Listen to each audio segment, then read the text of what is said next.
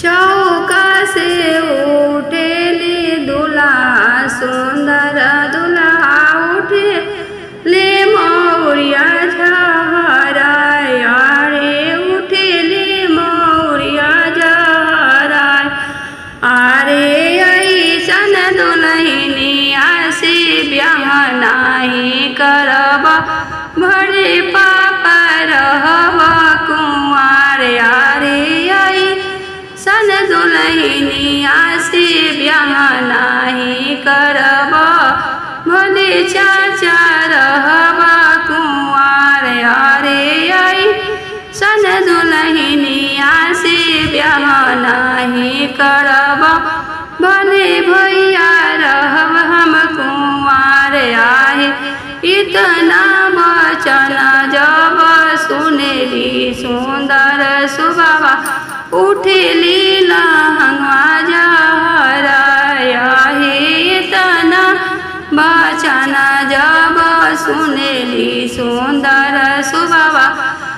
उठेली लहंगवा झहराय रे ऐसन दूल्हा से ब्याह नाही करब पापा भले हम रहब कुंवार अरे ऐसन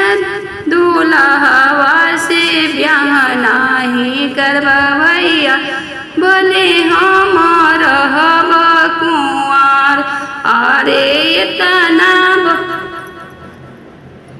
तुहरो तो पप दूल्हा हमें घासा कटवा भैया हमें हरवा तुहरा तो पापा दूल्हा हमें चारावा भैया हमें घास हरावा रे आमा तो है तोरो घर के नौकरानिया कवने घमंडे ना बिया रे आमा तो है दूल्हा तोरो घर के नौकरानिया कवने घमंडे ना बिया अरे पापा तो है हमें सुबाबा घर के जिम्मेदारा मम्मी हई घर के रानी भैया तो हमें हमारो घर के चौकीदारवा यही घम